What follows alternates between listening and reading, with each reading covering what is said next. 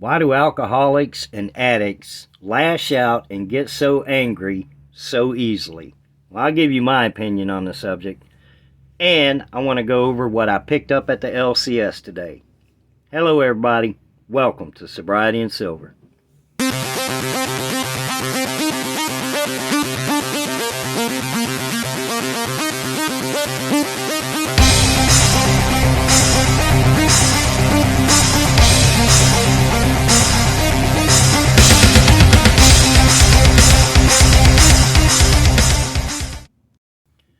I woke up sober this morning because I went to bed sober last night. Today is 1,167 days of continuous sobriety.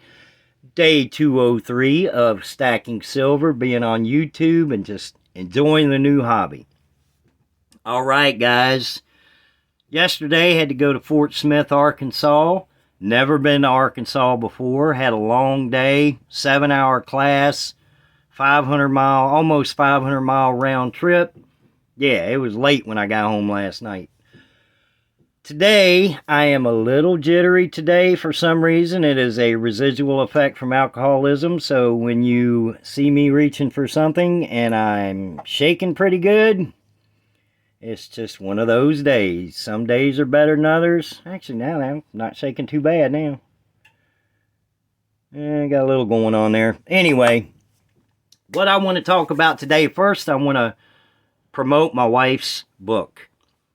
The name of the book is called When Love Hurts, Surviving a Relationship with an Alcoholic Partner. It is available on Amazon, and it is $2.99.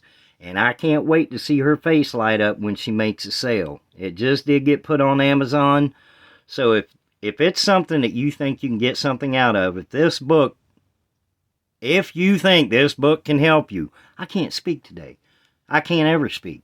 But anyway, give it a try. When Love Hurts, Surviving a Relationship with an Alcoholic Partner. Sorry, honey, that was a terrible promo, but I'm having a jittery day. All right. Went to the LCS today, and I had been looking online, and I was talking to Coin Shop Chris, and he was trying to help me find some stuff, and we just couldn't find anything. Pinbacks has good prices, but theirs is $199, and I just couldn't, that wasn't in my budget. I could have stretched the budget a little bit, but I kind of wanted to make a little trip and actually go into a coin shop and engage with the owner and just pick stuff out. So that's what I did. I made a 40-minute trip to my LCS and picked some stuff up. Now, all of this that you see here is not what I picked up today, but this is what I picked up on my February budget, except for my 3-year recovery chip that Ulexite TV sent me, and I do thank you again for that. That's going to be in every one of my videos because this was a very special gift, and it is much appreciated. All right, so February budget. Here it is. I did get the 1 gram Royal Canadian Mint coin. And then FG Stacker, I showed this off. I love this thing. This is 1.4 ounces. Oh yeah, I'm shaking pretty good. This is 1.4 ounces of his pour. And very, very nice. Excellent job. I've said that before. But this is what I picked up today. Nope, wait a minute. Y'all saw in my other video I got the Philharmonic. So this is what I picked up today. Now the LCS I went to north of me, he didn't have very much junk silver. I actually wanted to get more, but he didn't have hardly any dimes. He had tons of quarters. But I don't want a whole lot of quarters. I like the quarters, but I actually like the halves better. But after I got my rounds and my American Silver Eagle, what I had left over, I did pick up 4 quarters. I got a Walking Liberty half, 1947. Oh, sorry, I'm hitting the phone, guys. And then I got a Franklin 57. 2 dimes, I got a Buffalo. Now the Buffalo, he had an excellent price on the Buffalo, $34. And this one was also $34. And I've actually never seen this one before. This was 1982, but I've never seen this round on any website or bullion or anything. Or if somebody on their channel has one, I did not pay attention to it. But this was also $34. And this one's new to me, and that's why I like this collecting silver and stacking silvers. There's so many different types of silver you can get out there, but the bottom line is, it's all silver. And then I got a 2011, I think it is, American Silver Eagle, and he actually had this for $36. Now, the other coin shop that I was going to go to south of me, he was really high. He wanted $41 for the ASEs, and his face value for junk silver was 27 something, and his generics were over $37, or right at $37, and that was pretty high. I didn't do that, so I went north. So that's my pickup for today, and I'm right happy with it. So this total minus the recovery chip is my February silver and gold pickup. And I still have a little bit of budget left, but I'm going to wait closer towards the end of the month to see exactly what happens and whether I want to get some more gold, maybe another gram, or get more silver. So as far as that goes, last thing about silver that I want to talk about is when this channel hits 1,000 subscribers. I haven't mentioned this in a couple of videos, but I'm going to do a 1,000 subscriber giveaway, and somebody will win a 1 troy ounce silver freedom seed. And also Coin Shop Chris has donated another 1 troy ounce, so the winner is going to get 2 troy ounces of silver once we hit 1,000 subscribers. And I'll do it through YouTube or however it's done to make sure it's fair and blah, blah, blah. It's not something that I'm just going to say, hey, let's give it to this person. No, it's going to be random and it's going to be fair. All right, enough about silver. Silver, silver, silver. Let's talk about alcoholism, addiction, and recovery. When I went to Fort Smith, Arkansas yesterday, once I got into the city, the person that I was riding, or that was riding with me, I was driving, and I had to pick this other person up at another location. And but we were making comments about how many liquor stores we passed, how many truck stops. Now, this is actually something I've never seen before. A truck stop with a stripper club in it. And the person I was riding with said, that's genius. It is. But it just seemed like that on every corner, there was a liquor store. And what I'm getting at is me being so far from home, out of my element, out of something, or away from some place that I'm used to.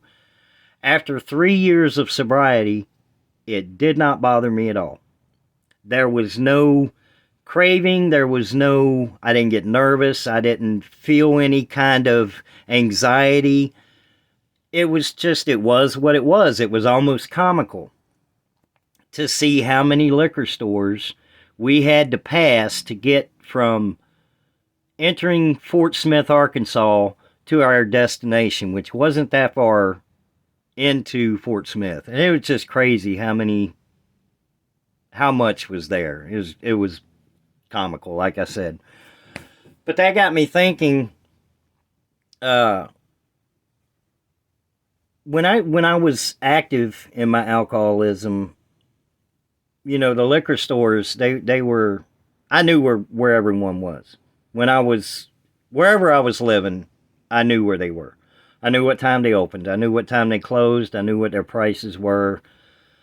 And what I'm saying is, it's so nice to be in sobriety now and not have to live like that. Not have to worry about, all right, I can't go to this one today, but there's one down here I can go to. This one's open on Sunday. That one's closed on Sunday. This one's open till, midnight. That one closes at 10, blah, blah, blah. It's just a wonderful feeling to not have to worry about that and to not have to live like that anymore. So if you are in active addiction and you are struggling,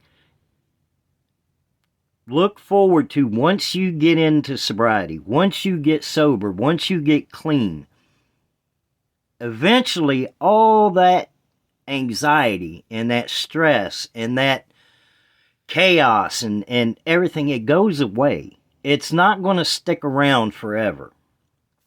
I was thinking about a person that has recently stopped smoking marijuana. And this person, Silver State Stacker, he said it was all right if I used his name. And I'm super pumped for this guy because I've lost track of the days, but I think it should be about 14 or 15 now, maybe even 16. My days are starting to blend together. But Silver State Stacker, I'm pumped up for you, man. It's awesome. I hope you're keeping it up. Rock on, brother. I watched your last video. So based on that, I'm pretty sure you are, because you seem like you are. I'll leave it at that. But I got thinking about him, and in my area here in Oklahoma, man, you can't drive a mile or two without passing a dispensary. They're freaking everywhere. So if somebody is suffering from cannabis use disorder or marijuana use disorder and they're trying to quit, God, the temptation is everywhere. I mean, it's just like a liquor store. It's just amazing that how much you have to go through to get clean and sober, but the benefits are absolutely worth it. I never did talk about lashing out, anger, and why we do it, so I guess I better do that, because I'm 12 minutes and 20 seconds into the video and I haven't mentioned it yet. I watched a YouTube video, and the name of the channel is called Put the Shovel Down. And I only watched one of this lady's videos, pardon me, and it's from about 5 years ago. But she was actually talking about lashing out and why alcoholics and addicts get angry so easy. And it all hit home. Now, I had thought of this before, but she really put it into perspective about how an alcoholic uses the instinctual or primitive part of the brain. And, I learned something about that. But basically what I'm trying to get at here, and I know I'm all over the place and a little jittery today, man. But in our active addiction, in our active alcoholism, the shame, the guilt, the frustration, it weighs heavy on an active alcoholic. And I know we bring it on ourselves, and the addiction brings it on us. But when we lash out, I would say the most horrible things to people that I care about and people that I love more than anything in the world. And if you've done that, and if you're in recovery, or you're still in active addiction, but you have done that, and that hurts. It hurts not only does it really hurt the person that you said it to, but it's something that we'll never forget saying, and it's something that we're gonna have to live with the rest of our life. Even if amends are made, it's still something personally, and this is all personal opinion. It's something I'll never forget. But it's also something that when I would lash out and say hurtful things, for example, let's just use an example of, you're such a loser, or you're crazy, or, you're worthless, that kind of stuff. An active addict or alcoholic, saying those things to another person is actually kind of like an active alcoholic or an active drug addict looking at themselves in the mirror and screaming or hollering those hurtful comments. They are said to another person, But in actuality, the alcoholic or addict is saying those hurtful words about themselves. So when I would holler and fuss and call people worthless, or call people crazy, or call people a loser, or any other hurtful name, I really wasn't saying or meaning that actual person was. I was actually saying that about myself. And is that going to help somebody that's done that? Maybe. Maybe you can look at that and say, well, yeah, I called my wife, blah, blah, blah. And, I hurt her feelings, and it's something that I'll never forget. But in actuality, I really wasn't calling my wife that. I directed it towards her, but I was actually talking about myself. And that's the way I look at it. All those hurtful things that I said to people that I love, I wasn't saying it to them. Might as well been looking in a mirror and hollering it at myself, because that's how I felt about myself. So when you get into sobriety and you start getting active in life and you start living life and loving life, it gets easier. It gets wonderful. It gets amazing to be able to engage in life and move forward each day.